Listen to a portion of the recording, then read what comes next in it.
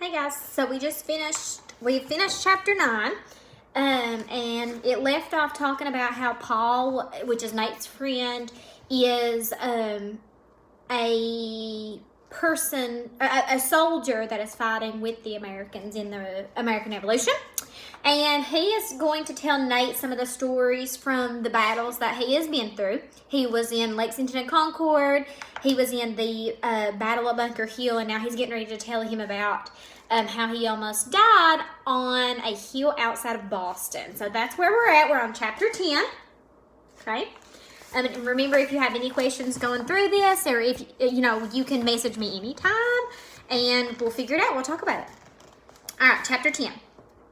It was 2 months after Lexington and Concord, June 1775, Paul began, almost exactly 1 year ago. So this is a lot longer than we kind of think in our head a war lasts. This has already been 1 year. So this is Paul talking again. I marched from Connecticut to Boston with about 20 other men from my town. It took a week, 100 miles. My feet nearly fell off. They joined about 2,000 other American soldiers camped outside of Boston. Boston was the headquarters for the British Army in America, Paul explained. There were 6,000 redcoats stationed there, and they'd taken over the city. The people of Boston were like prisoners. British soldiers moved into any house that they wanted. There wasn't enough food. Shops were shut down. It was so bad. We had to do something to get the British out. There was no American army yet, but each town in the colonies had a militia, a small group of volunteer fighters. Remember, the militia are the Minutemen. Few of these men had ever even fought in a war before. They were all just regular fellas, farmers, bakers, shopkeepers, shoemakers, sailors. Some of us didn't even know how to shoot a gun. And this ragtag group was about to battle the most powerful army in the world, the British. Paul and the other men knew all about the redcoats. They were experienced fighters. The British carried modern muskets, and their muskets had extra killing power. A sharp sword attached to the end, a bayonet. We heard that the British shoot first, and if you don't die from a musket ball to your gut, they'll finish you off with a quick stab in the heart with the bayonet. Nate flinched. The night before the battle, the Americans had been warned that thousands of British troops were on their way. Paul spent the night frantically helping to build fortifications, dirt walls, and ditches that they could protect them from the musket fire. We worked all night, he said, and then, just after dawn, the British attacked. We could hear them before that we could see them, Paul said. Their battle drums make a terrible sound. Paul leaned forward, his voice dropped to a husky whisper. A rat-a-tat-tat, rat-a-tat-tat, rat-a-tat-tat. The hairs on the back of Nate's neck stood up. Then came to the cannon's explosions. The British warships had sailed into the river below us, and they were blasting us non-stop with cannonballs. I was in one of the ditches, a trench. Somehow a big rock had gotten into my boot. I bent down to get it out, and the second I lowered my head, something huge went screaming over it. A cannonball? Nate gasped. At least a 20-pounder, Paul said. It knocked my hat off. It could have taken off my head. He patted the ugly green hat next to him. I always knew this was my lucky hat. I never go anywhere without it. Paul took a deep breath. I was terrified. I just wanted to run away, but you don't run, Nate guessed. No, Paul said. It's amazing that none of us ever ran. We were high up on that hill, Paul went on. That's where you want to be in a battle. On the high ground. It's easier to knock out your enemies when you're coming up a hill. And we were dug in, protected by our dirt walls and trenches. The drums got louder. The British Army finally appeared. 4,000 redcoat soldiers marching in endless lines. They started up the hill, but we didn't shoot. Our plan was to wait until the British were close enough to see the whites of their eyes, and then we'd all shoot at once. The British came closer and closer, and finally the order came.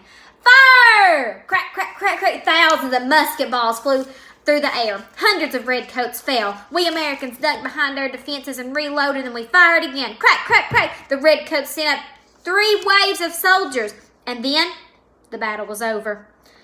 Paul took a deep breath, and then he began running like he'd been running. Nate's own heart was pounding as as Paul was telling his story. It took him a moment to remember that they weren't on the bloody hill outside of Boston. They were in New York City, sitting together in the grass. "So, you won the battle?" Nate asked excitedly. "No," Paul said. "You lost?" Nate asked confused. "Not really. We ran out of gunpowder. We had to retreat. Escape down the back of the hill. We didn't free Boston, so no, we definitely didn't win. But we didn't lose either. More than 1,000 redcoats were killed or hurt that day. We lost about 300. Not nearly as many as we thought we would. But there was more. And we showed that us Americans are willing to fight the most powerful army in the world. We showed that we could hold our ground." As Paul kept talking, Nate realized how much that he didn't know about the war. Lexington and Concord and Bunker Hill had just been the beginning. The Americans had lost a big battle in Quebec, Canada, and they had beat the British in a fight down in South Carolina. But this past March, the Americans finally drove the British out of Boston. And then came the most shocking news. America wasn't part of England anymore. Not really. Just last week, on July 4th, 1776, leaders of the American colonies signed a letter to King George. It had an important sounding name. They called it the Declaration of Independence. Our captain read it to us a few nights ago, and I can't remember all them fancy words, but basically it said that American colonies were joining together to make us a brand new country or something. A free country called the United States of America. That's what this war is about. We're fighting for our new country. The biggest battle was about to begin right here in New York. Paul leaned forward, his eyes flickering with excitement. "So you're going to join us?" "The army?" Nate asked. Now Paul had to be kidding or crazy or something. Nate couldn't fight in a war. He's only 11 years old. But Paul was dead serious. And he wasn't saying that Nate should be a soldier. He'd have to be at least 14 for that. "I need to talk to the captain," Paul said. "He's been looking for a camp helper." "He'd let me stay here?" Nate asked. "I bet he would." Nate thought of what Papa used to say as they would stand together on the decks of his ship, looking out over the ocean. "You never know what's ahead." And Papa was right. Barely a day ago, Nate had been running for his life. And now, here he was, with his oldest friend in the world. He was going to be part of George Washington's army. Nate barely realized that he was smiling and nodding. "Looks like your answer is yes," Paul said. The days at this is chapter 11. That was a big chapter. So we're starting on chapter 11. The days at the army camp started at dawn, when the drummer sounded like the wake-up song. Nate chopped wood and dug trenches and hauled water, but by the end of the day, his muscles quivered like pudding. His hands were covered with bloody blisters, and at night he'd collapse into a little droopy tent next to Paul's. At first, Nate felt himself under the watchful glare of Captain Marsh. He was the gruff and unsmiling head of the Connecticut 5th, Paul's army company. Captain Marsh made it clear from the start that he had doubts about hiring the boy so young. "This is the army," he'd told Paul, "not the nursery." Nate's cheeks burned, but he was determined to prove that captain wrong. At the end of the first weeks, he'd caught the captain watching him as he helped dig a trench under the roasting sun. "Good work, son," Captain Marsh said, with a flicker of an almost smile. Nate felt as if he'd won a medal. Nate missed Eliza and Theo, though, but he soon felt at home in that camp. The 80-some men of the Connecticut 5th welcomed him. Paul hardly let Nate out of his sight, though. A few of the other men kept their eyes on Nate, too. The oldest of the group was Samuel. He was 53, ancient. But he was strong and fast and the best shooter of the group. There was James, the youngest of the soldiers. He came from a rich family. The other men made fun of him with the silver buckles on his boots. But James wasn't fancy at all. He had the loudest burp of the bunch. He was always leaving little gifts in Nate's tent. A pair of wool socks, a tin canteen. He even managed to get Nate a frontier shirt. One of the 3 front shirts most of the men in the army wore with pride. Nate was happy to throw away the rough, stained shirt he'd been wearing for months. Another man who looked after Nate was Martin. He cleaned and bandaged Nate's blistered hands and patched up the holes in the bottom of his boots. Up until a few months ago, Martin had been a slave. His owner had freed him so that he could fight in this war. But that same man had refused to free Martin's wife and daughter. Now, Martin hoped his meager soldier's pay would help him save up to buy freedom for his family. There were a few hundred other black soldiers in the army. Many more worked in the camp. They were mostly slaves sent by their masters to dig trenches and build walls. Watching those men gave Nate an uneasy feeling, like he'd bitten into something rotten, something he couldn't spit out or swallow, and he learned more about the Declaration of Independence. It said that all men were created equal. Why didn't they include people like Martin's wife and those men digging those trenches for George Washington, like Eliza and Theo, the African Americans? Trying to answer that question was like looking for buried treasure without a map. Nate searched for his mind for an answer, but he couldn't find it anywhere. When Nate wasn't busy with his chores, he sometimes watched the men do their practice drills. They'd march through the streets to the different drum songs. Those drum songs weren't for fun. It was a noisy battle. The officers couldn't just shout out their orders. Their voices would be drowned out by the explosions.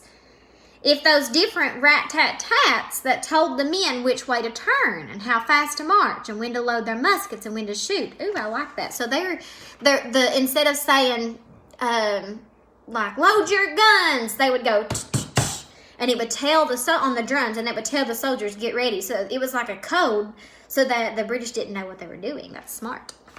When they were done marching, the men would practice loading their muskets quickly, which seemed to Nate to be the hardest part of being a soldier. One mistake and that musket could blow up in your hand. The ammunition came wrapped in a little paper packets called cartridges. Inside was a single musket ball and just enough gunpowder for one shot. The men had to tear those packets open with their teeth. And boy, was it hard to get muskets to fire right. No wonder Paul almost blew off his hand when he was learning. Of course, Nate didn't have a musket, but Samuel was determined to teach him how to load and fire one perfectly. He spent hours teaching Nate how to pour in the gunpowder. He showed him the right way to ram the musket ball down the gun's barrel. Samuel couldn't let Nate actually shoot. Gunpowder was too precious to waste on an 11-year-old.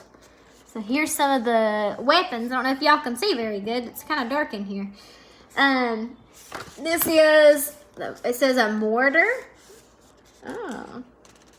If I can, I'll try to post a picture. There's a musket, a boyonnet, I hope I'm saying that right, a spontoon, a pistol, tomahawk, saber, and a dagger.